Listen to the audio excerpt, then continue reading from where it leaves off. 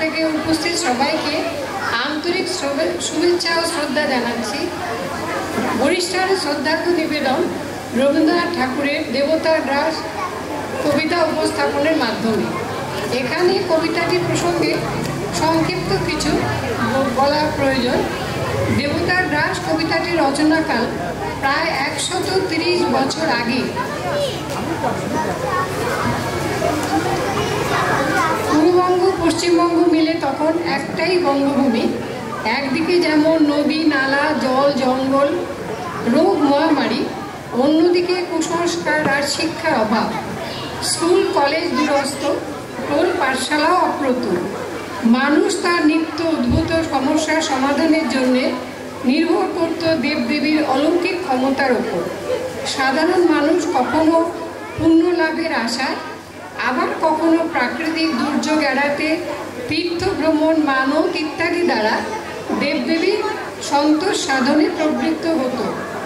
আপদকালের গভীরতা বিচারে সেই মানব কখনো জীবন নাশকারী সুপ্রিম স্যাক্রিফাইস ও হতো। কবিগুরু রবীন্দ্রনাথ ঠাকুরের দেবতার গ্রাস তেমনই এক করুণ মর্মস্পর্শী কাহিনী, যেখানে কুসংস্কারাচ্ছন্ন নির্দয় মানুষ মার বুক থেকে কেড়ে নিয়ে তার শিশু সন্তানকে বিসর্জন দেয় সাগরের জলে নিজেদের প্রাণ রক্ষার কারণে।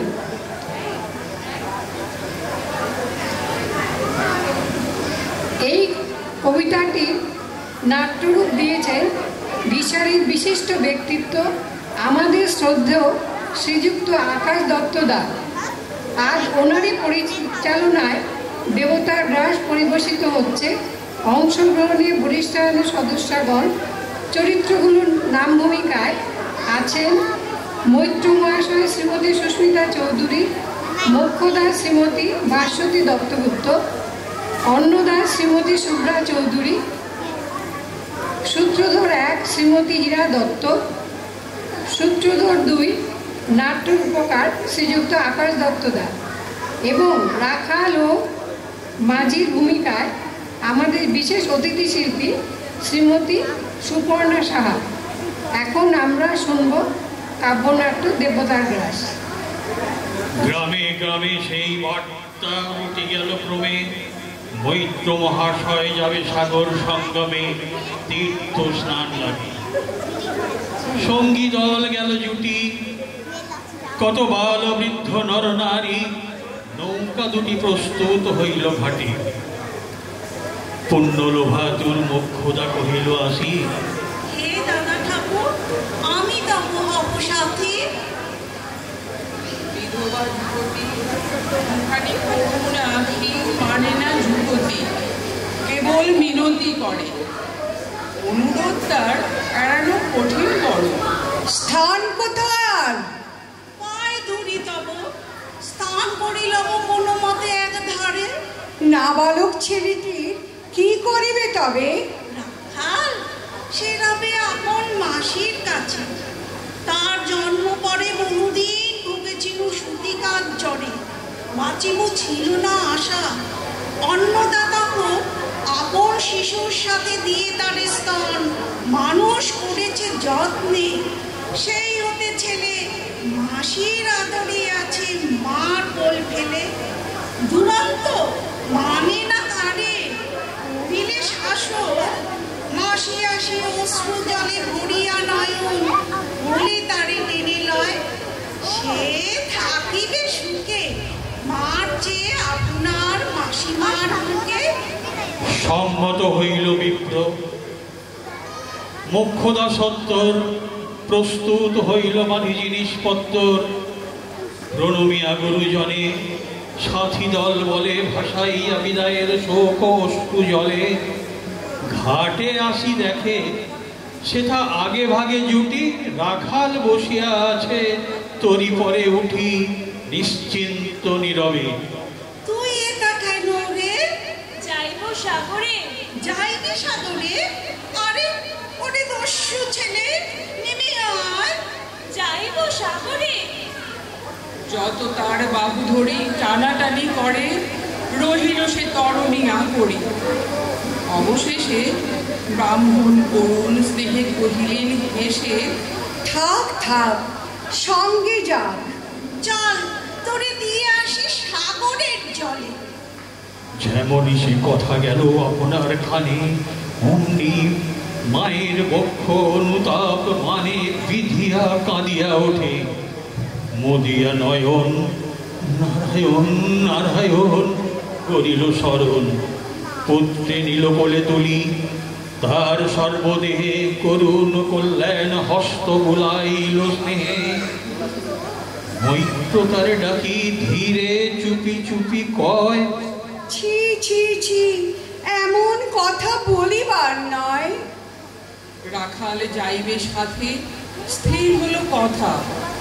অন্নদা লোকের মুখে শুনি সে বারোটা, ছুটে আসি বলে, বাঁচা, কোথায় যাবি ওরে? চলিনু সাগরে। ঠাকুর মশাই, রাখাল আমার। ঠাকুর মশাই, বড় যে দুরন্ত ছেলে রাখাল আমার, কে তাহারে সামালিবে? জন্ম হতে তার মাসি ছেড়ে বেশিক্ষণ থাকিনি কোথাও। কোথায় রে নিয়ে যাবি? ফিরে দিয়ে যাও। মাসি, যাইব সাগরে, আবার ফিরিব আমি। যতক্ষণ আমি আছি ভাই, তোমাদের রাখার লাগি কোনো ভয় নাই। এখন শীতের দিন, অনেক যাত্রীর মেলা, পথের বিপদ কিছু নাই। যাতায়াতে মাস 2 কাল, তোমাদের ফিরাইয়ে দেব তোমার রাখাল।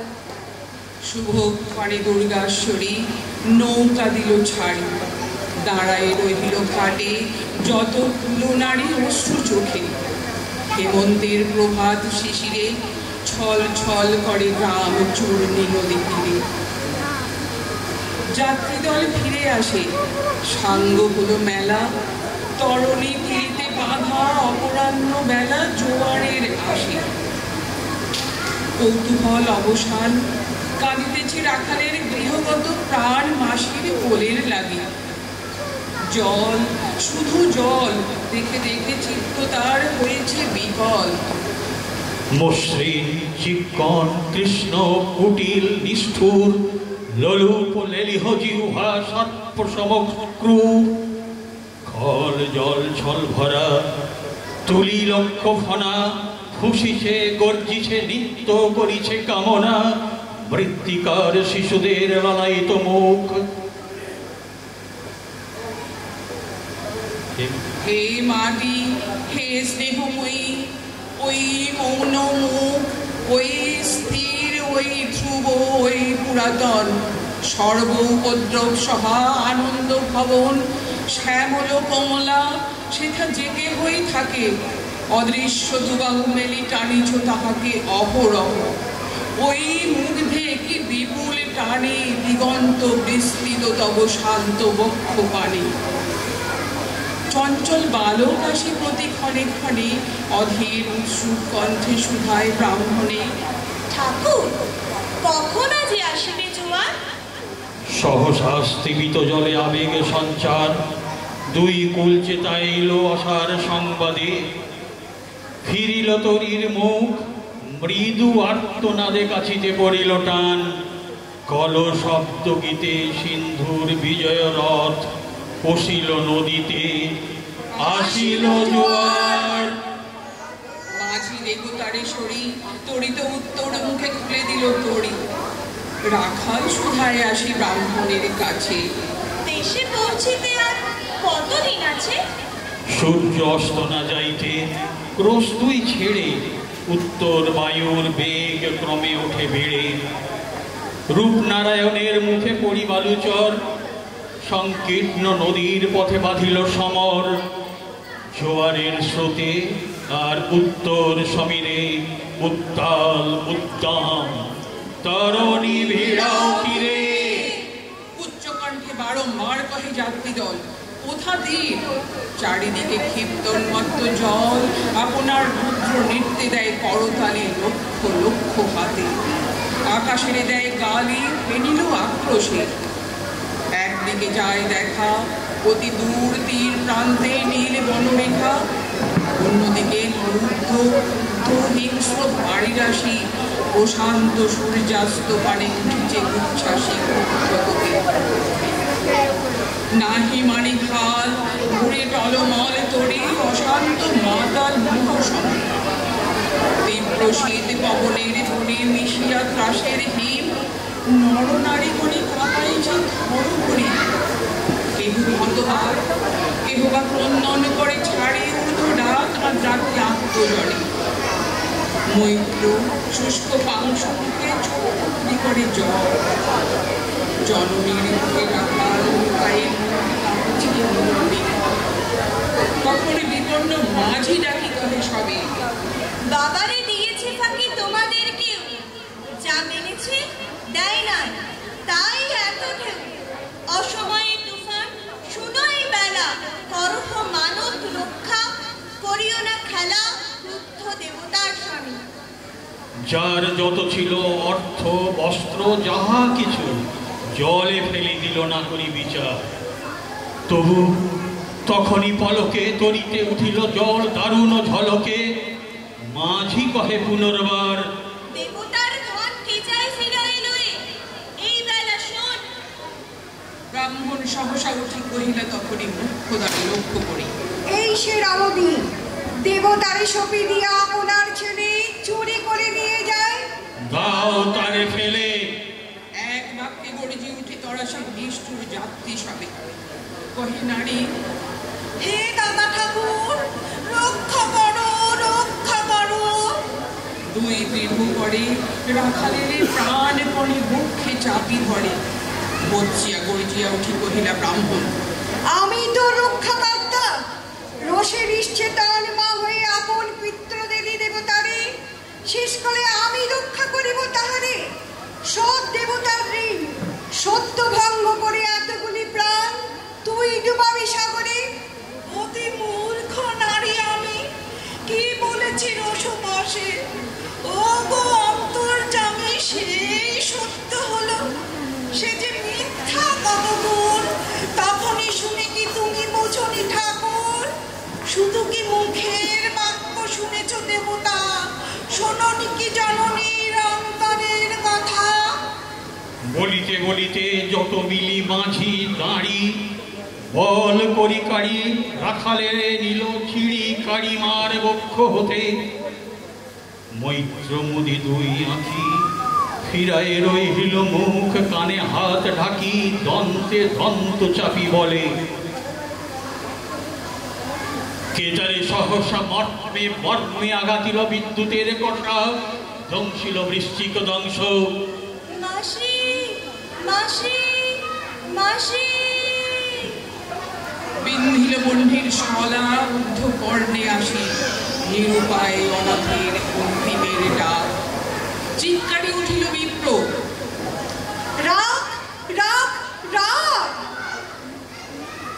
চকিতে হেরিল চাহি মূর্ছিয়াছি পড়ে মোক্ষদা চরণে তাঁর মুহূর্তের তরে ফুটন্ত তরঙ্গ মাঝে বেলি আত্ম চোখ মাসি বলি পুকারিয়া মিলালো বালো অনন্ত তিমির তলে শুধু ক্ষীণ মুঠি পরেছে ব্যাকুল বলে ঊর্ধ্বপানে উঠি আকাশে আশ্রয় খুঁজি ডুবিল হতাশে ফিরায়ে আনিব তোরে কহি ঊর্ধ্বশ্বাসে ব্রাহ্মণ মুহূর্ত মাঝে ঝাঁপ দিল জলে আর উঠিল না সূর্য গেল অস্তাচলে